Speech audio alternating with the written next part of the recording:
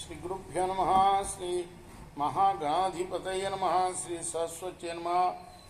భక్తులరా, వ్యాసప్రోక్త మహాభారత ఇతిహాసం యథాతథంగా చెప్పుకున్నాం. ప్రతి శ్లోకం దాని అర్థం. ఇందులో భాగంగా నిన్నటి వరకు మనం ఆదిసభారణ్య విరాట ఉద్యోగ భీష్మ ద్రోణ కర్ణ శల్య సౌప్తిక స్త్రీ పర్వాలని 11 పర్వాలు పూర్తి చేసాం. 18 పర్వాల్లో 12వదైన శాంతి పర్వాలను కూడా మనం 181 అధ్యాయాలు చెప్పుకున్నాం. ఈ రోజున 182వ అధ్యాయం చెప్పుకునే ముందు వ్యాస భగవాను ప్రార్థన చేసుకుందాం. వ్యాసాయ విష్ణు రూపాయ వ్యాసరూపాయ విష్ణవే నమో వై బ్రహ్మనిదయే వాసిష్ఠాయ నమో నమః. నారాయణం నమస్కృత్య నరం చైవ నరోత్తమం దేవీం సరస్వతిం వ్యాసం తతో జయముదీరయేత్. అంజనానందనం వీరం జానకీ శోకనాశనం కపీశమక్షంతారం వందే లంకాభయంకరం.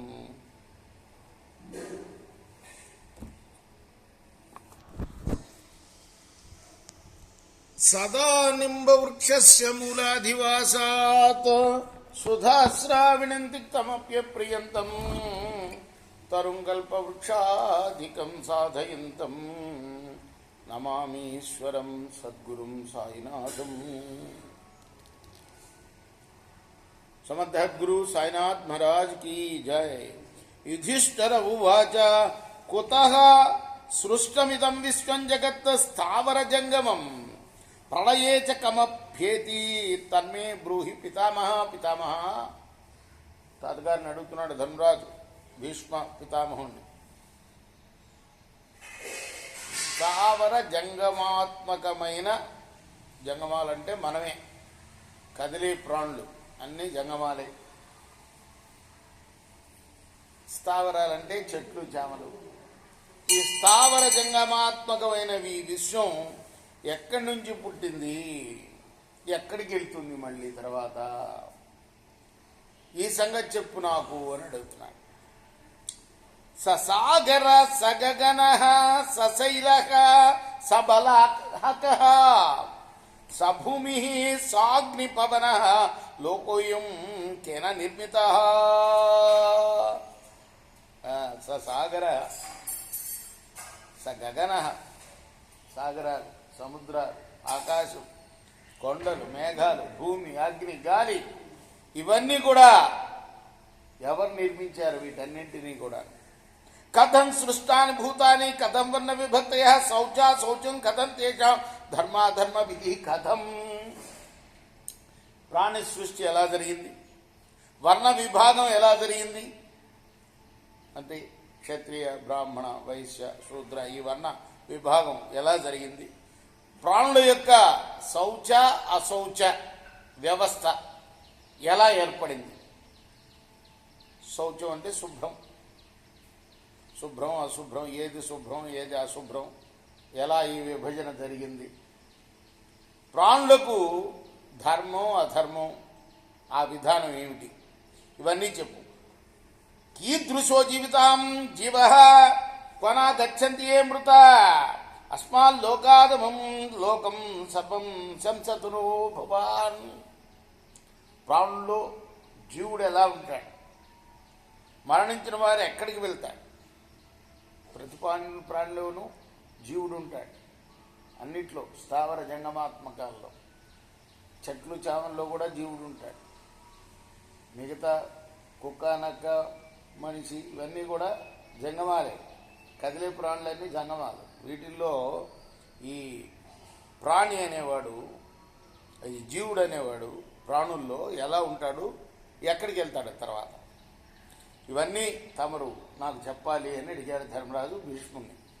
భీష్మ ఉవాచ అత్రాప్యుదాహరతం తీమము ఇతిహాసం పురాతనం. దీనికి కూడా ఒక ఇతిహాసం చెప్తానయ్యా, నా సొంతంగా నేనేం చెప్పను. ఇదివరకు జరిగిన వృత్తాంతం. భృగుణాభిహతం శాస్త్రం భరద్వాజాయ పృచ్యతే. అదేమిటంటే ఆ ఇతిహాసం భరద్వాజుడికి భృగుడు చెప్పింది. ఆ వృత్తాంతం, ఆ ప్రాచీన ఇతిహాసాన్ని నీకు చెప్తాను నువ్వు అడిగిన ప్రశ్నలకి సమాధానంగా. కైలాస శిఖరే దృష్ట్వా దీప్యమానం మహౌజసం భృగుం మహర్షిమాసీనం భరద్వాజోన్వపృచ్చత.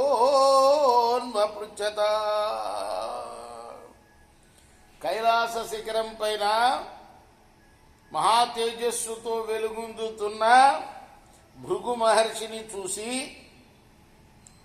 ఎక్కడ కూర్చున్నాడు? కైలాస శిఖరం పైన.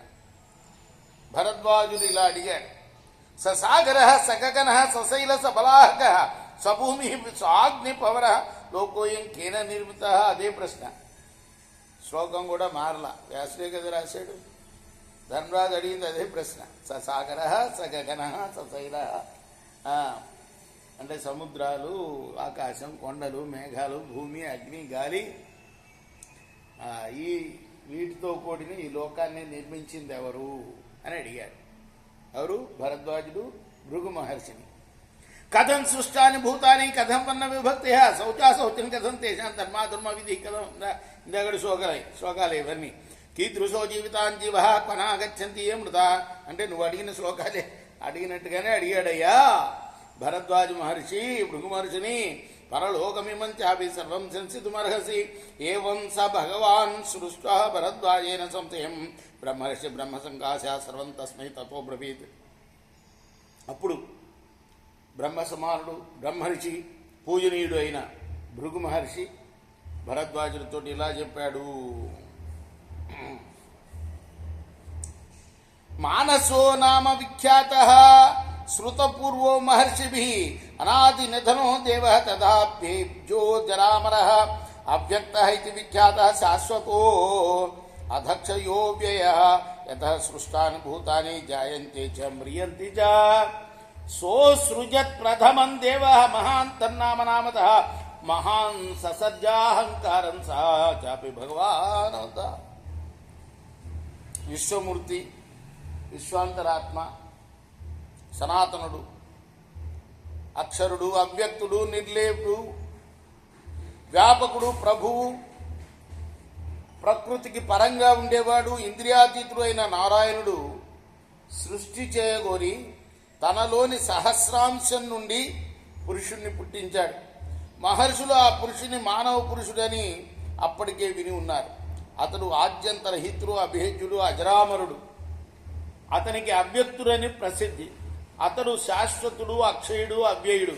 అతని నుండే ప్రాణులన్నీ ఉద్భవించి నశిస్తూ ఉంటాయి. నారాయణ నుండి ఓ మహాపురుషుడు పుట్టాడు. ఆ మహాపురుషుడి నుండే ఈ విశ్వం అంతా సృష్టింపబడింది. ఎవరైనా బ్రహ్మదేవుడే కదా.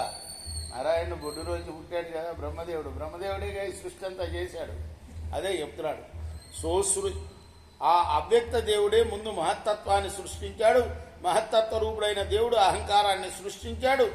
ఆకాశమితి విఖ్యాతం సర్వభూతద్రహ ప్రభు ఆకాశాద భవద్వారీ సరళాద్ అగ్నిమారుతౌ అగ్నిమారుత సంయోగా తత సమ భవన్మహీ. ఆ తర్వాత ఆయన ఆకాశాన్ని సృష్టించాడు. దాని నుండి నీరు, నీటి నుండి నిప్పు, నిప్పు నుండి గాలి, ఈ నిప్పు గాళ్ళ కలయిక ద్వారా భూమి ఏర్పడ్డాయి. నిప్పు గాలి కలయిక ద్వారా భూమి ఏర్పడింది. అంతా ప్రశ్నకు సమాధానం అయిపోయింది. ఆకాశం, భూమి ఇవన్నీ ఎలా పుట్టాయంటే ముందు ఆకాశాన్ని పుట్టించాడు ఆ మహాపురుషుడు, ఆ నారాయణుడి నుండి ఉద్భవించిన మహాపురుషుడు. ఆ తర్వాత దాని నుండి నీరు పుట్టించాడు. దాని నుండి నిప్పు, దాని నుండి గాలి, అలానే ఈ నిప్పు గాలిల కలయికల ద్వారా భూమి ఏర్పడింది. తతస్తేజోమయం దివ్యం పద్మం సృష్టం స్వయంభువ తస్మాత్ పద్మాత్ సమభవత్ బ్రహ్మవేదమయో నిధి. ఆ తేజోమయుడే, ఆ పురుషుడే దివ్య పద్మాన్ని సృష్టించాడు. ఆ పద్మం నుండి వేదనిధి అయిన బ్రహ్మ జన్మించాడు. అహంకార ఇది ఖ్యాత సర్వభూతాత్మభూతకృత బ్రహ్మవైస మహాతేజ ఏతే పంచధాతవ. అహంకార పదంతో కూడా బ్రహ్మకు ప్రసిద్ధి. అహంకారం అంటే ఆయనేట బ్రహ్మకు మరో పేరు అహంకారంట. ఆయన సర్వభూతాత్మ, సర్వభూత సృష్టికర్త, మహాతేజస్వి. అటువంటి ఆ బ్రహ్మయే పంచభూతాలుగా ప్రకటమయ్యాడు. ఇందాక గాలి, తర్వాత గాలి, నీరు, నిప్పు, భూమి ఇవన్నీ చెప్పుకున్నాం కదా పంచభూతాలు. ఇవన్నీ కూడాను ఆయనేను. ఆయన పంచభూతాలుగా ప్రకటమైంది కూడా బ్రహ్మనే. రేపు మనం 17వ శ్లోకం నుండి 38వ శ్లోకం వరకు పూర్తి చేద్దాం. కృష్ణార్పణమస్తు. సాయి కృష్ణార్పణమస్తు. స్వస్తి ప్రజాభ్య పరిపాలయంతాం న్యాయ మార్గేణ మహిమహీషా గోబ్రాహ్మణేభ్య శుభమస్తు.